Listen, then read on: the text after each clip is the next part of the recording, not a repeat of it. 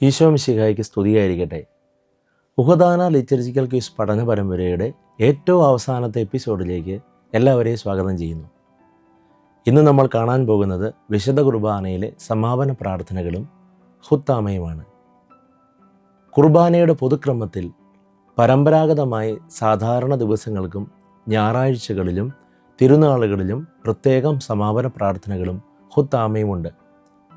സമീപകാലത്ത് സീറോ മലബാർ സഭയിലെ ആരാധനക്രമ പരിഷ്കാരങ്ങളുടെ ഭാഗമായി ഓരോ തിരുനാളുകൾക്കും കാലങ്ങൾക്കുമായി പുതിയ സമാപന പ്രാർത്ഥനകളും ഹുത്താമയും പ്രോപ്രിയ ആയി നൽകിയിട്ടുണ്ട്.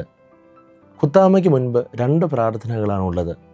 ഈ 2 സമാപന പ്രാർത്ഥനകളും വിശുദ്ധ കുർബാന എന്ന മഹാദാനത്തെക്കുറിച്ച് ദൈവത്തിന് കൃതജ്ഞത പ്രകാശിപ്പിക്കാനുള്ളതാണ്. ഒന്നാമത്തെ പ്രാർത്ഥനയിൽ പരിശുദ്ധ തൃത്വത്തിന് പൊതുവായ നന്ദി രേഖപ്പെടുത്തുമ്പോൾ, രണ്ടാമത്തെ പ്രാർത്ഥന മിശിഹായെ പ്രത്യേകമായി അഭിസംബോധന ചെയ്ത് മിശിഹായ്ക്ക് നന്ദി പറയുന്ന പ്രാർത്ഥനയാണ്. 2 കൃതജ്ഞതാ പ്രാർത്ഥനകൾക്ക് ശേഷം കാനോനയോട് കൂടിയ കർത്തൃപ്രാർത്ഥനയാണുള്ളത്. പൗരസ്ത്യ സുറിയാനി ആരാധനാ പാരമ്പര്യത്തിൽ എല്ലാ ദൈവാരാധനാ ശുശ്രൂഷകളും ആരംഭിക്കുന്നതും അവസാനിക്കുന്നതും കർത്താവ് പഠിപ്പിച്ച സ്വർഗസ്ഥനായ ഞങ്ങളുടെ പിതാവേ എന്ന് ആരംഭിക്കുന്ന പ്രാർത്ഥന ചൊല്ലിക്കൊണ്ടാണ്. ഇതേപ്പറ്റി മാർ അബ്ദീശോ പറയുന്നത് ഇപ്രകാരമാണ്: ഇവിടെ വീണ്ടും ചൊല്ലുന്ന സ്വർഗസ്ഥനായ ഞങ്ങളുടെ പിതാവേ നമ്മുടെ യാചനകളുടെയും പ്രാർത്ഥനകളുടെയും സ്ഥിരീകരണമാണ്. എന്തുകൊണ്ടെന്നാൽ എല്ലാ പ്രാർത്ഥനകളും അത് ഉൾക്കൊള്ളുന്നു. നമ്മുടെ കുർബാനയിൽ 3 പ്രാവശ്യം കർത്തൃപ്രാർത്ഥനയുണ്ട്. അത് ആവർത്തന വിരസതയ്ക്ക് കാരണമാകുന്നു എന്ന് പലരും പറയാറുണ്ട്. എന്നാൽ അപ്പനെ അപ്പ എന്ന് എത്ര പ്രാവശ്യം വിളിച്ചാലും സ്നേഹമുള്ള അപ്പനും അത് സ്നേഹത്തോടെ വിളിക്കുന്ന മക്കൾക്കും സന്തോഷമേ ഉണ്ടാവുകയുള്ളൂ. ദൈവത്തെ പിതാവേ എന്ന് വിളിക്കുന്നതിൽ ആനന്ദം കൊള്ളേണ്ടവരാണല്ലോ നാം.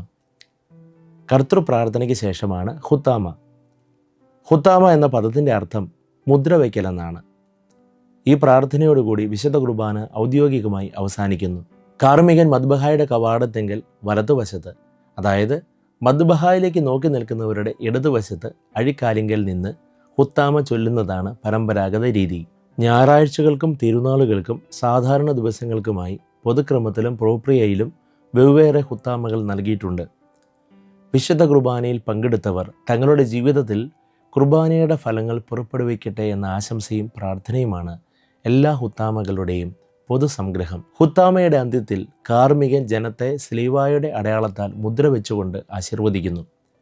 ഈ സ്ലീവായുടെ മുദ്ര കുർബാന കഴിഞ്ഞ് ജീവിതവീഥികളിലേക്ക് ഇറങ്ങുന്ന ജനത്തിന് രഹസ്യവും പരസ്യവുമായ എല്ലാ ആപത്തുകളിൽ നിന്നും സംരക്ഷണം നൽകാനുള്ളതാണ്.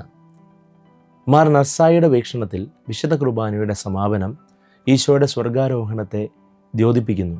സ്വർഗാരോഹണത്തിന് മുൻപ് ഈശോ കൈകൾ ഉയർത്തി തൻ്റെ ശിഷ്യന്മാരെ ആശീർവദിച്ചതായി ലൂക്ക 24:50 നാം കാണുന്നുണ്ട്. ഹുത്താമയ്ക്ക് ശേഷം കാർമികൻ വിശുദ്ധീകരണത്തിൻ്റെ ബലിപീഠമേ സ്വസ്തി എന്ന വിടവാങ്ങൽ പ്രാർത്ഥന രഹസ്യമായി ചൊല്ലി ബലിപീഠം ചുംബിക്കുന്നു. വിശുദ്ധീകരണത്തിൻ്റെ ബലിപീഠം നമ്മുടെ കർത്താവിൻ്റെ കബറിടത്തിൻ്റെ പ്രതീകവും കൂടിയാണെന്ന സുറിയാനി ദൈവശാസ്ത്ര ചിന്ത ഈ പ്രാർത്ഥനയിൽ കാണാം. ബലിപീഠത്തോട് ആത്മബന്ധം പുലർത്തേണ്ടവനായ പുരോഹിതൻ ബലിപീഠം ചുംബിച്ചുകൊണ്ട് അനുദിന ജീവിതത്തിൽ കുർബാനയായി തീരാൻ പുറത്തേക്ക് പോകുന്നു.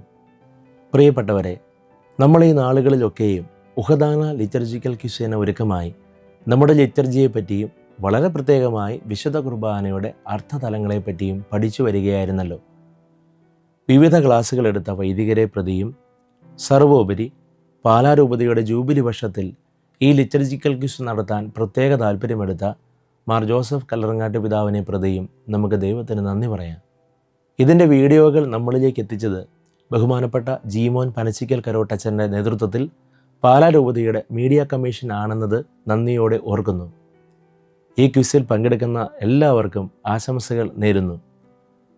വിശുദ്ധ കുർബാനയെക്കുറിച്ച് ആഴത്തിൽ പഠിച്ചാൽ ആകർഷകമായ സമ്മാനങ്ങൾ നമ്മെ കാത്തിരിക്കുന്നു.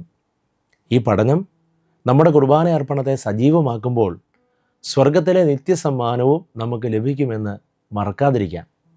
നെസ്തംബഹ്. ഈശോ മിശിഹ.